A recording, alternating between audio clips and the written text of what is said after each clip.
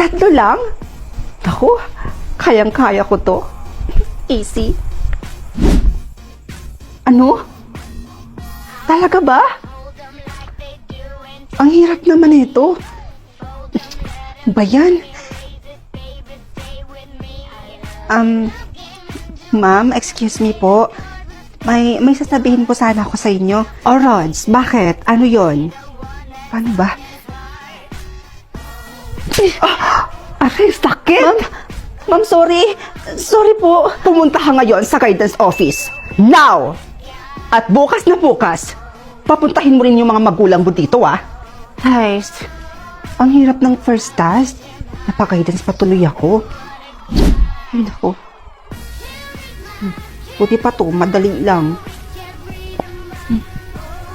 Ha? May barya ka ba? Kalimos naman, no. Pangkain ko lang. Sandali lang po. Eto po, Nay. Ang bait mo naman, ha? Salamat, ah.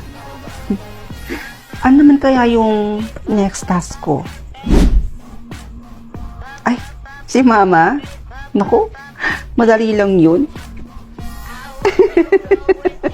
Maano po yung pinapanood nyo? Nanonood kasi ako ng movie dito sa Lokloknak. Alam mo, ang ganda-ganda ng pinapanood ko. Pinapanood ko yung Our Fault dito. Ang ganda-ganda. At makakapanood ka pa dito ng movie, anime. Di ba gusto mo yun? Okay, drama, American TV show. Mapaparoon mo lang siya ng libre, nak. Alam mo man, napapansin ko, ang blooming nyo po ngayon. Maganda po kayo ng paganda eh. Sana all. Napansin mo pa yun? Doon namang anak ko eh. Di ko na nga masyadong pinapansin yung kagandahan ko. Diyos ko anak, gumaganda lang naman kasi ako kasi palagi akong nalililigan ng papa mo. Inaaraw-araw ba naman? Ha? Bakit ganun? Dapat na kompleto ko na to ah. Kinumplement ko naman si mama. Bakit kaya ganun? Kinumplement ko naman si mama. Pero bakit? Hindi ko pa rin nakumpleto yung task. Bunso, nakita mo ba kung nasan si mama? Nasa loob pa si mama, ate. Ganun ba? Pero ate, maiba tayo. Napapansin ko, bagong ribbon ka. Taray, new look siya, oh. Ang ganda naman talaga ng ate ko. Ano ka ba? Parehas din naman tayong maganda. Kasi ako yung ate mo. Siyempre, nagmana ka sa akin. Ano?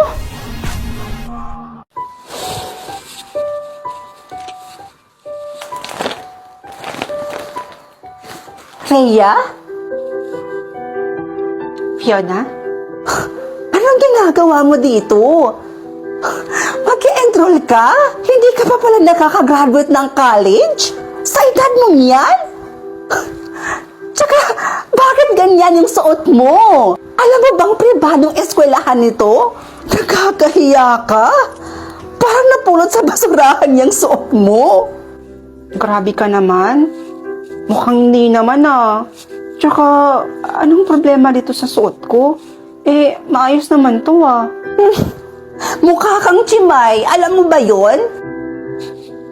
Hindi ka rin pwede mag-enroll dito dahil nakakahiya ka. Tsaka tingnan mo nga yung suot mo. Ang pangit! Mukhang galing pa yata yan sa ukay-ukay. By the way, gusto mo ba ilibot kita dito? Sa school na pinapangarap mo nung high school tayo. Baka mamaya kasi sabihin mong ang sama naman ng ugali ko. Sige ba? Ikaw na lang maglibot sa akin dito. Total, hindi ko rin kabisado dito eh. So, pwede bang ikaw na lang magbitbit ng mga gamit ko? Oo naman, okay lang sa akin. Sige, akin na. Ako na lang magdadala nitong gamit mo. Alam mo, ganyan na ganyan yung mga ugali ng mga estudyanteng bobo na ang hilig magsip-sip sa mga teacher. Right? Mukhang bagay naman sa'yo.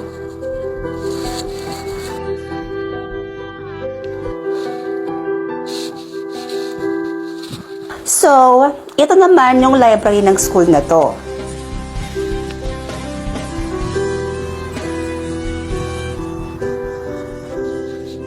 Saan ko pwedeng ilagay itong tsinelas ko? Naka-tsinelas ka lang? Wala ka bang sapatos? Ang dugyot mo naman! Bakit ka hinahiyaang makapasok ng guard dito? And by the way, di ba natalino ka? Bakit hindi ka nakapagtapos ng pag-aaral mo? Alam ko na.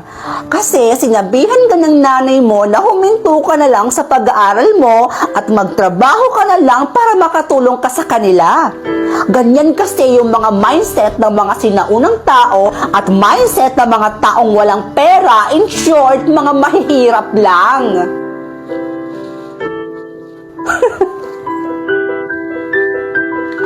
Siya nga pala, congrats. Napaka-successful mo na. Isa pa, teacher ka na ngayon. Sinabi mo pa? Naiinggit ka, no? Kasi akalain mo yon? Teacher na ako ngayon dito sa eskwelahang pinapangarap mo nung high school tayo. At 8 subject pa ang hawak ko. Kaya mo yon? Ang galing mo naman. Kahanga-hanga talaga. Talaga? Kaya akin na nga yung mga gamit ko. Baka kasi may mawala pa dito. Sa sobrang pagkainggit mo sa akin. Ma'am Fiona? Good morning, Ma'am Fiona. Good morning, Teacher Fiona. Good morning, Ma'am. Kita mo yon? Ganun na ganun talaga yung klase ng mga estudyanteng mahihina ang utak. Babatiin ka nila, tapos sisip-sip sa'yo para taasan yung grado nila. Di pagawain mo yun ng high school tayo? Alam mo, hindi porket na binabate o binibitbit ng mga estudyante yung mga gamit mo sa tuwing nakikita kanila, ibig sabihin na nun sumisip-sip o mahihina na ang kanilang mga utak. Ang pagbate ng isang estudyante sa isang guro ay sumisimbolo yon ng paggalang at pagrespeto. Teka, hawak mo ba yung mga estudyanteng yon? Hindi, pero kahit anong sabihin mo, bobo pa rin ang tawag doon. Sige na, makakaalis ka na. Kasi darating ngayon yung bagong principal dito sa eskwelahang ito. And for sure, kapag nakita ka nun, parehas lang kami ng magiging reaction. Dahil dyan sa suot mo, baka mas pagtawanan ka pa nga nun eh. Miss Principal, ano pong ginagawa niyo dito?